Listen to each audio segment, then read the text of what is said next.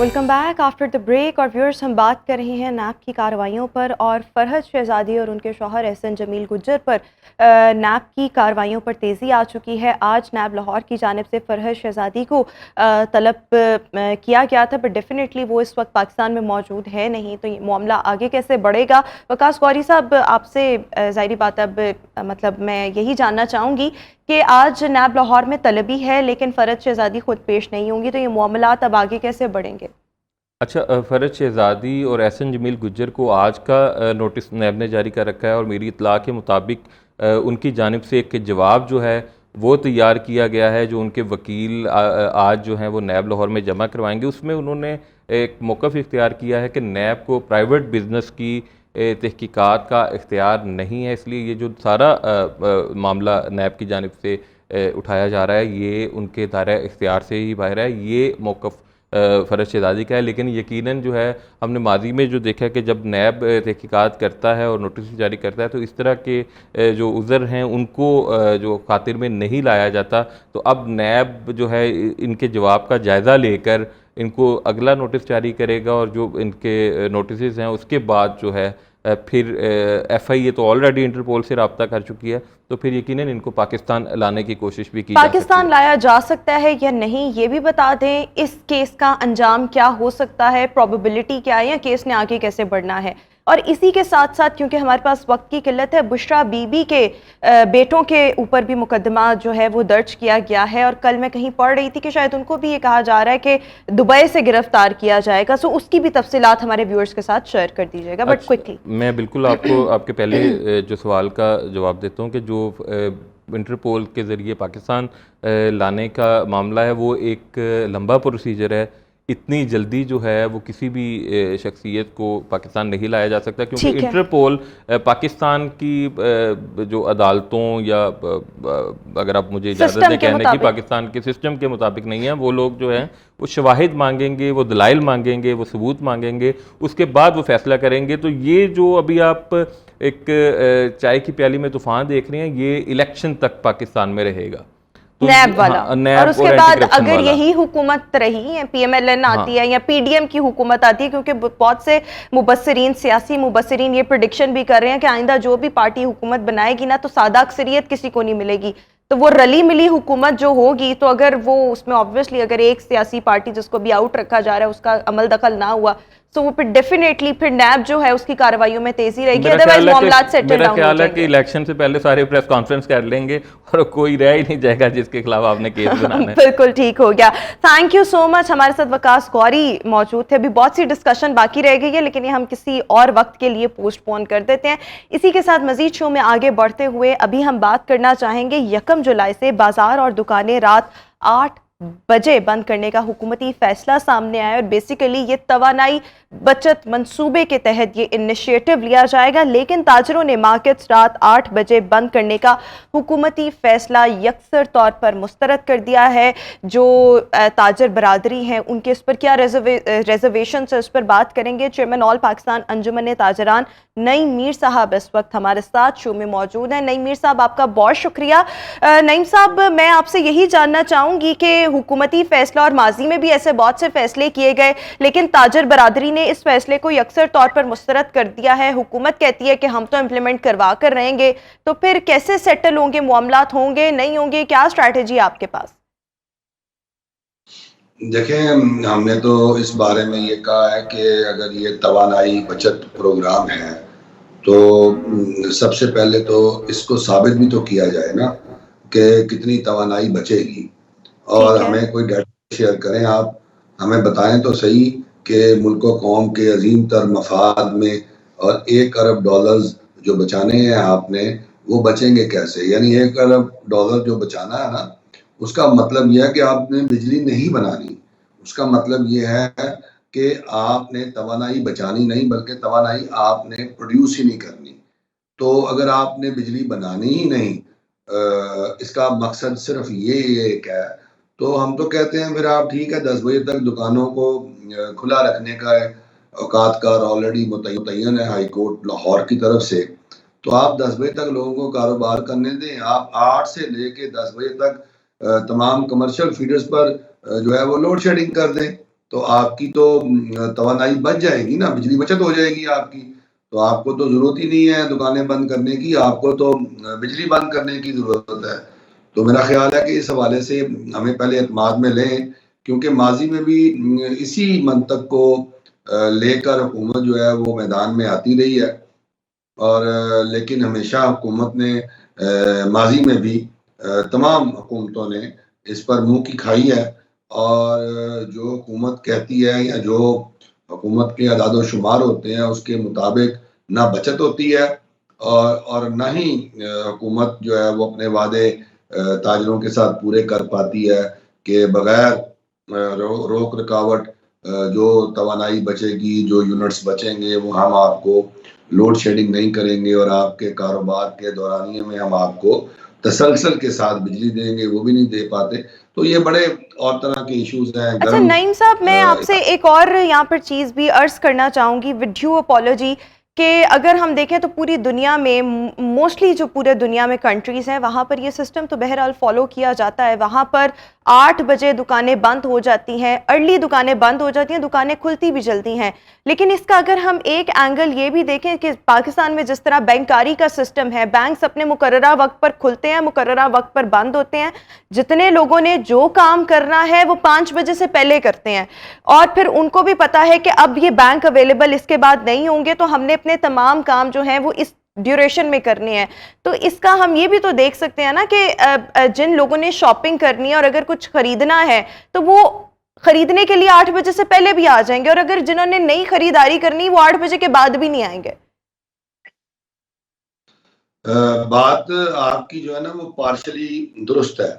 देखें, जिन ममालिक की आप बात कर रही हैं वो ठंडे ममालिक हैं, वहाँ पर गर्मी इतनी नहीं पड़ती जितनी हमारे पाकिस्तान में पड़ती है। तो लिहाजा वहाँ पर जो है एयर कंडीशंस की ज़रूरत नहीं होती, और लोग दिन में शॉपिंग बड़े आराम से कर लेते हैं। और जो हमारे गर्म ममालिक हैं लेकिन अमीर ममालिक हैं, वहाँ पर भी ये टाइमिंग्स और औकात कार जो है उन्हें फॉलो किया जाता है, जैसे आपका यूएई है, दुबई है, ये वो। लेकिन वहाँ पर जितने भी हमारे शॉपिंग प्लाजाज हैं वो सारे सेंट्रली एयर कंडीशनड होते हैं। तो अब यहाँ पर पाकिस्तान में सूरत हाल ये है कि शदीद तरीन गर्मी और हबस होती है। हमारी मार्केटें जो हैं वो खुली हैं, यानी एयर कंडीशन मॉल्स बहुत कम हैं, जबकि मार्केटें दूसरी जो है वो खुली मार्केटें बहुत ज़्यादा तादाद में मौजूद हैं। और फिर लोड शेडिंग होती है। यहाँ दोपहर के सख्त मौसम में भी आपको बिजली दस्तयाब नहीं, पंखा नहीं चला सकते, लाइट नहीं जला सकते, आप एयर कंडीशन नहीं चला सकते। तो ये एक मल्टीपल इश्यूज हैं इस हवाले से। तो ठीक है, आपकी बात इस हद तक ठीक है कि औकात कार होने चाहिए। ये जो औकात कार का मुतय्यन ना होना है ना, ये भी एक मसला है। बट औकात कार होंगे कैसे? क्या ये अपना जो है वो किसी एग्जेक्टिव ऑर्डर से हो जाएंगे? तो अगर एक एग्जेक्टिव ऑर्डर से औकात कार जो है वो मुतय्यन हो सकते हैं तो ठीक है, लेकिन यहाँ पर तो ये मामला सूबाई हुकूमतों की डोमेन में आ जाता है। फिर हमें जो है वो 6 एग्जेक्टिव ऑर्डर चाहिए, यानी 4 सूबे, एक आज़ाद कश्मीर और एक गिलगित बल्तिस्तान की हुकूमत। और फिर हर सूबा जो होता है वहाँ पर जो है वो इसकी रूह के मुताबिक इस पर अमल नहीं होता, और जब ये यकसा निज़ाम नहीं होता तो उसके नतीजे में जो है ये एक डिस्क्रिमिनेशन पैदा होती है, तो फिर अनरेस्ट पैदा हो जाती है। अच्छा नईम साहब, कता कलामी की माजरत, एक और मैं आपसे यहाँ पर पॉइंट ये भी डिस्कस करना चाहूँगी। आपकी भी बात अपनी जगह बिल्कुल दुरुस्त है। माजी में ऐसे बहुत से तजर्बे हुए हैं लेकिन उनका कोई हमने फ्रूटफुल नतीजा एज सच नहीं देखा। सबसे पहले तो ये मुशर्रफ साहब के दौर में ये मामला जो थे वो स्टार्ट हुए थे, उसके बाद मुख्तलिफ हुकूमतें आई, तजर्बे किए, लेकिन कोई 100% सक्सेस हमें नहीं मिली अभी। लेकिन हमने ये भी देखा है कि जब हुकूमत की जानिब से एक ऑर्डर आ जाता है तो वो बाय हुक और क्रूक उसको इम्प्लीमेंट करवाने के लिए कुछ ना कुछ करते हैं। आपकी जानिब से मुस्तरद किया जा चुका है, ताजर बरादरी की जानिब से हुकूमत कह रही है कि हम इस पर इम्प्लीमेंट करवाएंगे। मामलात सेटल हो सकते हैं या हुकूमत अभी भी जोर जबरदस्ती इम्प्लीमेंट करवा लेगी और आपको एक स्टेप पीछे जाना पड़ेगा? देखें, अगर तो हुकूमत जो है उसको इलेक्शन लड़ना है, लोगों के वोट लेने हैं, तो उन्हें इस सारे काम को जो है वो हुक एंड क्रुक के ज़रिए इम्प्लीमेंट कराने के बजाय एक सियासी अमल और मफाहमती अमल और मशावरती अमल को आगे बढ़ाकर और स्टेक होल्डर्स को एतमाद में लेकर और एक प्रॉपर कंसेंसस बिल्ड कर कर इसको अमल पजीर इस काम को होना चाहिए। लेकिन अगर वो जोर ज़बरदस्ती करेंगे तो उसका नतीजा ये होगा कि लड़ाइयाँ भी होंगी, झगड़े भी होंगे और फिर पुलिस गर्दी होगी। यानी आपके ख्याल में हुकूमत का जो है वोट बैंक आइंदा आम इंतखाबात में कम हो सकता है। बहुत शुक्रिया नईम मीर साहब, हमारे साथ शो का हिस्सा थे। व्यूअर्स, अब देखना यह है कि 1 जुलाई से हुकूमती फैसला इस पर किस हद तक इम्प्लीमेंट होता है या नहीं होता। हुकूमत अपनी मर्जी चलवाती है या फिर ताजर बरादरी के जो कंसर्न्स हैं उनको सुना जाता है और रिजर्वेशंस को दूर किया जाता है। इसी के साथ अभी हम शो में एक ब्रेक शामिल करेंगे। एक ब्रेक के बाद आपसे दोबारा मुलाकात होगी।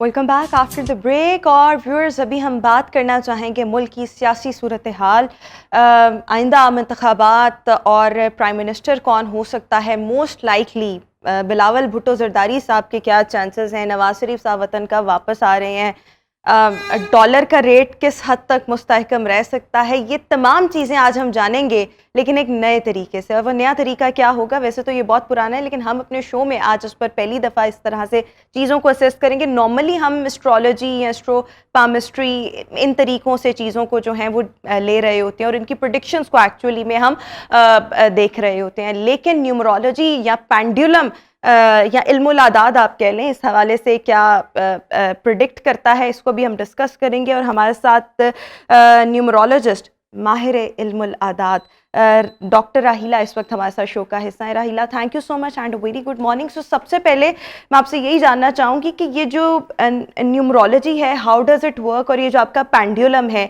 ये किस तरह से काम करता है? अस्सलाम वालेकुम Rukma, thank you so much for having me on the show. And coming back to numerology, ये कैसे काम करता है? Numerology is the science of numbers. अगर आप देखें तो हमारे यूनिवर्स में हर तरफ नंबर्स फैले हुए हैं और हर चीज़ काउंटेबल है। ठीक है। तो और अगर मैं लोगों को इस चीज़ का एक देती हूँ हवाला कि सब लोग कहते हैं astrology is the mother of all sciences. I don't disagree with that, but I feel personally, and so many other numerologists in the world also do, that numerology अगर किसी को इस साइंस को सही तरह से डिकोड करना आए तो ये कहीं ज़्यादा पावरफुल है एस्ट्रोलॉजी से। और वो कैसे, अगर आप देखें कि अल्लाह पाक की ज़ात के साथ there is nothing associated except for the number 1। So उसी से ही पता चल जाता है कि कितनी इस नंबर्स की अहमियत है, क्योंकि एवरीथिंग इवेंचुअली उसके साथ एक ना एक नंबर एसोसिएटेड है।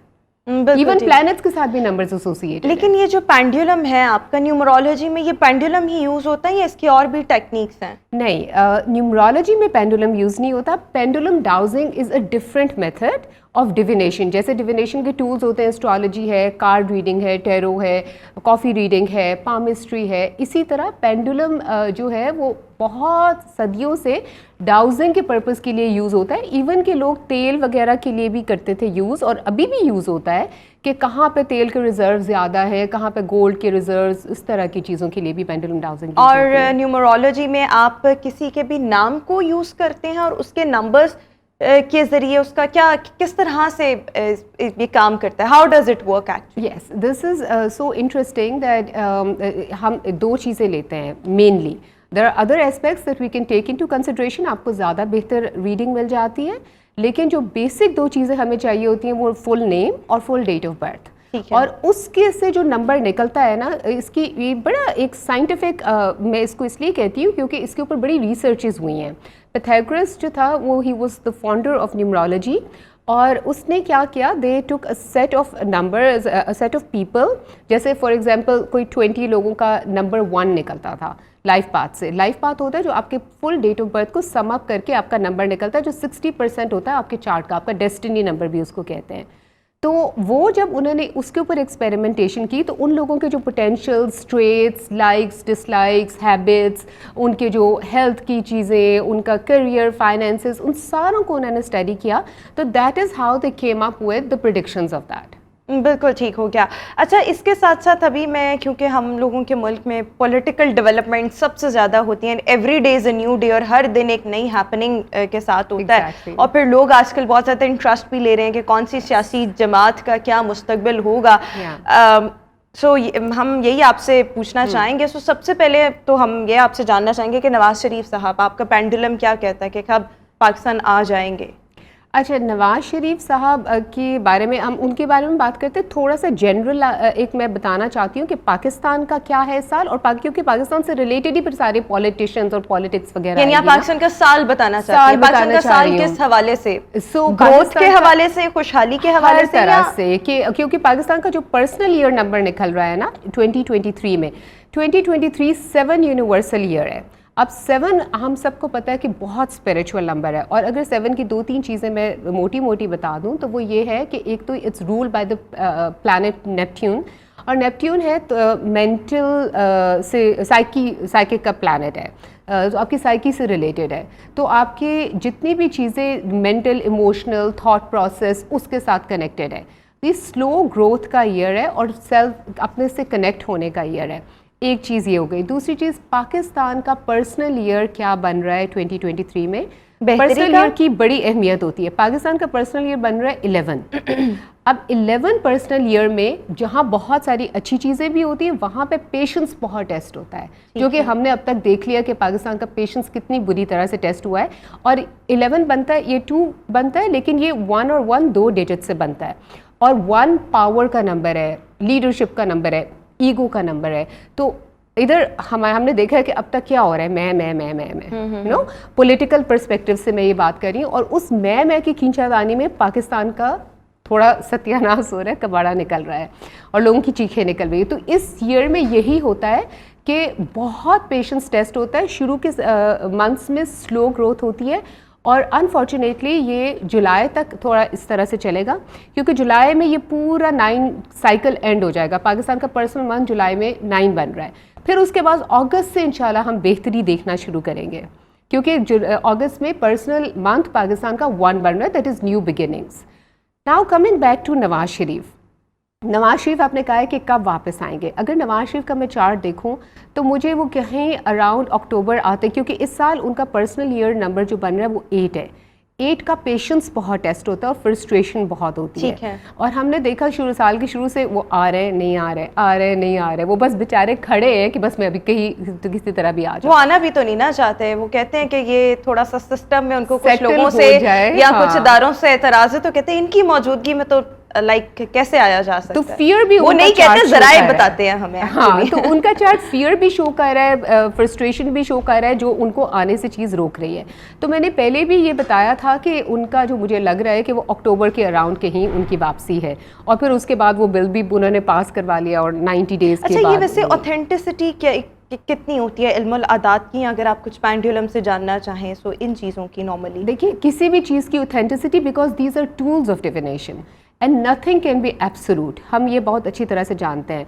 तो 95% तक भी अगर आपको एक्यूरेसी मिल जाए तो I feel that it's amazing. बिल्कुल ठीक है। सो नवाज शरीफ साहब तो आपको इल्मुल आदात की रोशनी में अक्टूबर तक आते दिखाई दे रहे हैं। बिलावल भुट्टो जरदारी के क्या चांसेस हैं प्राइम मिनिस्टर बनने के, और अगर वो बने तो वो कौन सा साल हो सकता है? यानी अभी आने वाले इंतखाबात में, या फिर कोई अगले 5-6 साल बाद, मतलब अगले इलेक्शंस में हमें नजर आएंगे? अच्छा, बिलावल भुट्टो का जो चार्ट मैंने देखा है, उनका पर्सनल ईयर इस साल 1 बन रहा है, जो कि उनके हिसाब से इट्स न्यू बिगिनिंग्स, उनके पास एनर्जी भी है, वो कुछ अच्छा कर, और अब तक हमने देखा है कि वो प्रोमिनेंटली नज़र आ रहे हैं, इमर्ज होते लग रहे हैं, जिससे लोगों को लग रहा है कि ओहो ये तो नेक्स्ट प्राइम मिनिस्टर हो जाएंगे। लेकिन ना मेरा पेंडुलम ये कह रहा है, ना उनका चार्ट अभी मुझे ये दिखा रहा है कि इस साल वो प्राइम मिनिस्टर तो मुझे नहीं बनते लग रहे, लेकिन कमिंग ईयर्स में उनके चांसेस ब्राइट है, because he will emerge as a good. यानी जो अपकमिंग इलेक्शंस वो जब भी होंगे वो हमें प्राइम मिनिस्टर के तौर पर नजर नहीं आएंगे, वो हमें उससे अगले सालों में वो ज़्यादा इस तरफ जो है वो नज़र आएंगे। अच्छा, इसके साथ साथ मरीम नवाज शरीफ का आप क्या फ्यूचर देख रही हैं? क्या उनके चांसेस बन सकते हैं, नहीं बन सकते? पार्टी को लेकर किस तरह से चलाएंगी? अभी तक उनको चीफ ऑर्गेनाइजर तो बनाया गया था, लेकिन कोई उसमें उन्होंने कोई एक्स्ट्रा ऑर्डिनरी उन्होंने कोई काम ऐसा अभी तक लाइक नहीं किया, एक्सेप्ट किसी एक सियासी पार्टी या उसके किसी भी लाइक बंदे को थोड़ा सा टारगेट कर लेना। बट इसके अलावा वो जो उनको ओहदा दिया गया था उसके साथ टू बी वेरी ऑनेस्ट वो अपेरेंटली जस्टिफाई नहीं कर पाई। लेकिन आप इल्मुल आदात की रोशनी में उनके फ्यूचर क्या प्रिडिक्ट करेंगे पॉलिटिकली? अगर हम मरियम नवाज़ का देखें तो उनका इस साल 9 पर्सनल ईयर बन रहा है। एंड रुकमा, पर्सनल ईयर्स की बड़ी अहमियत होती है। ये तो नवाज शरीफ का भी 9 था। नहीं, 8 था। ओके, हाँ, इनका 9 पर्सनल ईयर बन रहा है। और 9 जो होता है ना, जब 9 पर्सनल ईयर आता है तो इसके अंदर बहुत आपको इस तरह से आप टेस्ट होते हो कि ये लेटिंग गो का ईयर है। 9 ईयर साइकिल कंप्लीट हो रहा है, तो ये ईयर ऑटोमेटिकली आपको ऐसी सिचुएशंस में डालता है जहाँ पे आपको अपनी ज़िद छोड़नी पड़ती है, आपको सरेंडर करना पड़ता है। और अगर आप सरेंडर ना करें तो आप फ्रस्ट्रेशन का शिकार होते हैं, एंग्जाइटी आपके अंदर बिल्टअप होती है। जैसे कि मरियम नवाज़ का अगर मैं चार्ट देखूँ तो उनका जो डेस्टिनी नंबर बनता है वो 5 है। 5 इन इटसेल्फ एंग्शियस नंबर है और स्कैटर्ड एनर्जीज है, मैं ये भी कर लूँ, ये भी कर लूँ, ये भी कर लूँ, ये भी कर लूँ। सो इस साल उनका अभी साल के शुरू में तो पहले हाफ बड़ा स्लो था, कुछ खास नहीं, बस ऐसे ही। और कोई उनकी इस तरह से था कि कोई उनकी बात को इतनी वेटेज नहीं देगा, ये उनका चार्ट कह रहा है, मैं नहीं कह रही। और दूसरा जो टुवर्ड्स द एंड वो ये होगा कि तो वो थोड़ा बहुत लाइमलाइट में आएंगी, फिर जाएंगी, आएंगी जाएंगी, आएंगी जाएंगी, तो वो आती जाती रहेंगी by the end of the year. ये आप कह रही हैं कि लाइमलाइट में आएंगी और जाती रहेंगी। हाँ, तो वो आएंगी, अपने कोई जलसे करेंगी, बात करेंगी, फिर उसको इम्पैक्ट नहीं होगा। इंतखाबात जो हैं वैसे तो अक्टूबर में हो जाने चाहिए, लेकिन बहुत से लोग ये भी कहते हैं कि नहीं, अगले 2 साल इलेक्शंस नहीं होंगे। मतलब हर एक की एक अपनी ओपिनियन है इस पर, कुछ भी हतमी तौर पर नहीं कहा जा सकता। बट इल्मुल आदात क्या कहता है इस हवाले से? अच्छा, इल्मुल आदात और बहुत सारे एस्ट्रोलॉजर्स वगैरह को उनके व्यूज़ हैं कि काफ़ी कहते हैं कि इलेक्शंस होंगे, काफ़ी कहते हैं कि नहीं होंगे। अच्छा, 2 एस्पेक्ट्स बन रहे हैं पाकिस्तान का चार्ट अगर मैं देखूं तो उसमें 2 एस्पेक्ट्स ये बन रहे हैं कि ये भी पॉसिबिलिटी आ रही है कि कोई टेक्नोक्रेट्स की कोई गवर्नमेंट बन जाए, क्योंकि 7 यूनिवर्सल ईयर है जैसे मैंने आपको कहा, और माइंड से रिलेटेड है, साइकिक से रिलेटेड है। तो बहुत ज़्यादा अब जैसे बैठ के बात करेंगे और बात करने से पाकिस्तान का जैसे बहुत सारे माइंड्स टुगेदर आएंगे। जैसे पाकिस्तान का पर्सनल ईयर 11 है, 2 है, तो 2 में ना चाहते हुए भी people have to sit together and come to some solution.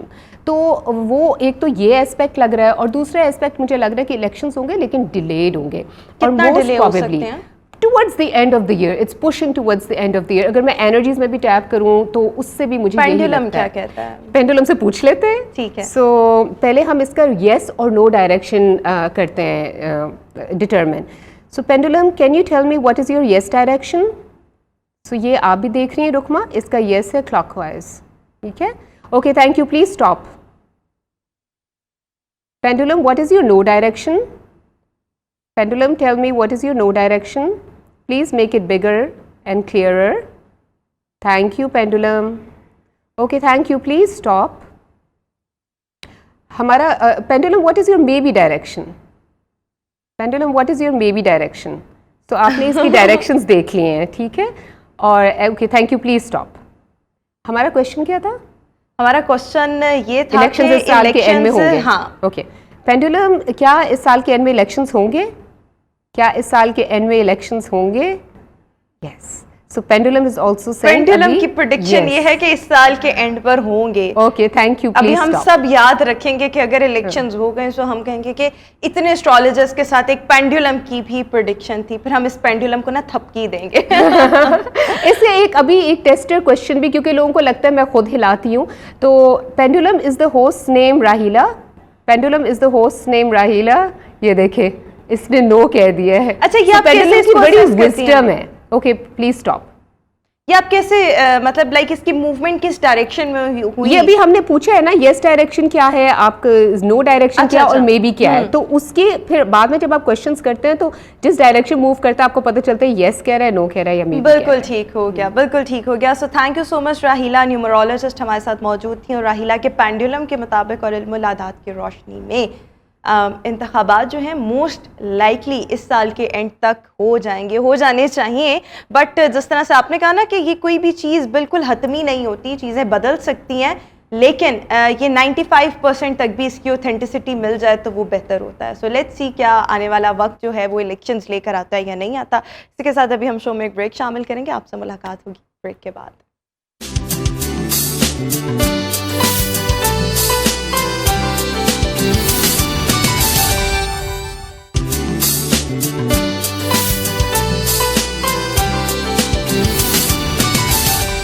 Welcome back after the break. और व्यूअर्स, जब हम पाकिस्तानी टैलेंट की बात करते हैं तो हमारे यंगस्टर्स में माशाल्लाह बहुत टैलेंट है and they are very very talented.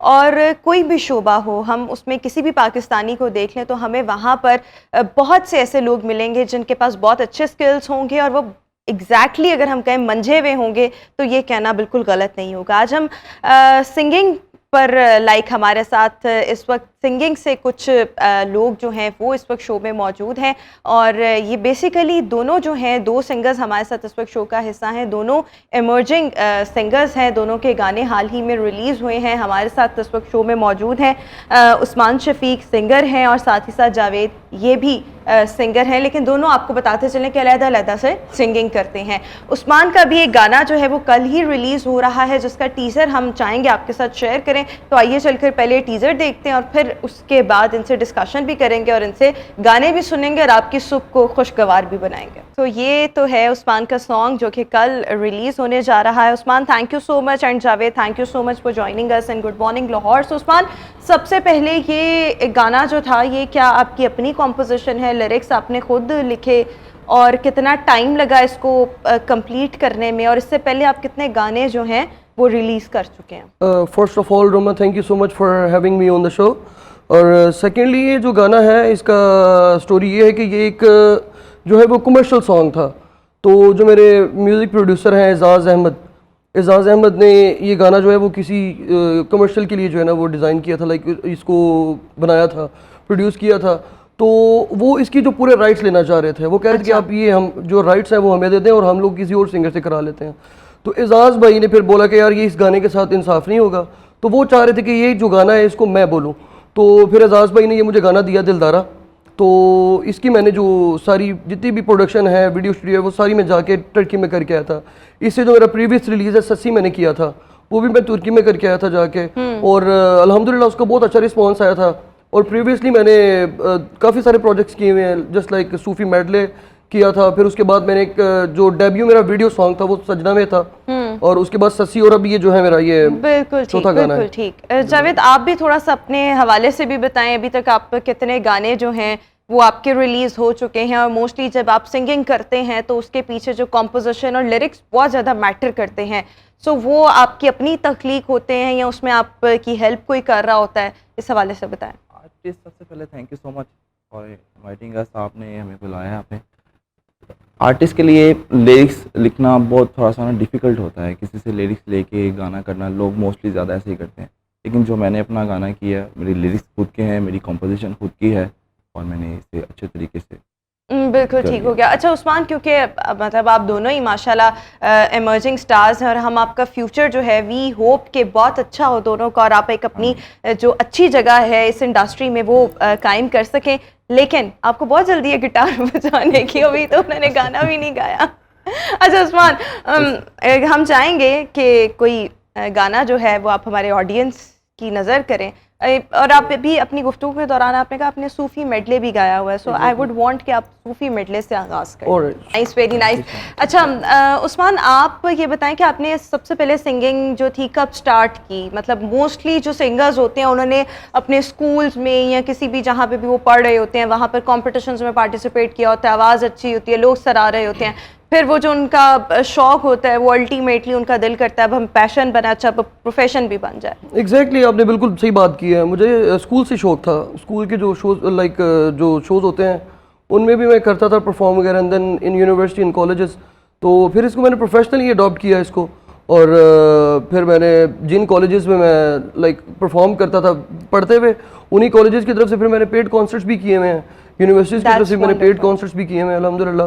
तो ये शो ऑब्वियसली बात है कि जो आपको शौक, जो आपका पैशन होता है ना, अगर आप उसी को प्रोफेशन बनाए तो वो जो है ना वो आपके लिए फ्यूचर के लिए जो है वो सही तरह चलता है वो बिल्कुल ठीक। अच्छा जावेद, मैं आपसे यहाँ पर एक और सवाल पूछना चाहूँगी, और वो ये कि नॉर्मली हम देखते हैं कि जो इमर्जिंग सिंगर्स होते हैं उनको अपनी जगह बनाने में बहुत वक्त लगता है, क्योंकि ऑलरेडी जो एस्टैब्लिश सिंगर्स हैं, एक तो यहाँ पर पाकिस्तान में उस तरह से कोई ट्रेनिंग नहीं है, गाइडेंस नहीं, सपोर्ट नहीं, इंस्टीट्यूट्स नहीं, और फिर जो इस्टेब्लिश्ड सिंगर्स होते हैं उनको भी एक डर और खौफ होता है कि हमारी जगह कोई ना ले ले, सो वो भी किसी को उस तरह से गाइड नहीं कर रहे होते। प्रॉब्लम्स बहुत ज़्यादा आते हैं, चैलेंजेस बहुत ज़्यादा आते हैं। लक होती है कि अगर आपको ओवरनाइट फेम अगर मिल जाए या आपकी किस्मत आपका साथ दे ले। सो राइट नाउ आपको क्या लगता है कि आपको अपने करियर में क्या क्या चैलेंजेस अभी भी दरपेश हैं, या नॉर्मली सिंगर्स को क्या प्रॉब्लम्स आते हैं? नॉर्मली हमारे पाकिस्तान में सबसे पहले नॉर्मल चीज़ है यहाँ पे ना, हम एक स्ट्रीट सिंगर, मैं एक स्ट्रीट सिंगर हूँ, मैंने किसी सीखा नहीं है, गॉड गिफ्टेड है, खुद ही प्रैक्टिस करके रियाज करके मैं जो भी किया, मैंने अपना गाना भी किया खुद ही से किया जो भी किया। तो उसमें मतलब काफ़ी सिंगर्स को काफ़ी दरपेश होती है, यहाँ पे प्लेटफॉर्म्स कोई नहीं है, एक Lahore no support, no guidance, और कुछ जो भी करना कुछ है नहीं। वो खुद करना है। कुछ भी नहीं है। ऑल राइट, ज़बरदस्त ज़बरदस्त। All the very best Javed, आप फ्यूचर में जो भी करना चाहते हैं तमाम चीज़ों में हमारी बेस्ट विशेस आपके साथ। उस्मान, आपका भी बहुत शुक्रिया, Thank you very much. आप हमारे शो में आए, और साथ ही साथ आपके लिए भी हमारी बहुत सी नेक तमन्नाएं, नेक ख्वाहिशात आपके नाम। व्यूअर्स, इसी के साथ ही हमारा आज का शो अपने इख्तिताम को पहुंचा। इंशाल्लाह आपसे मुलाकात होगी अपने नेक्स्ट प्रोग्राम में। अपना बहुत सा ख्याल रखिएगा, मुझे दीजिए इजाज़त, अल्लाह हाफ़िज़।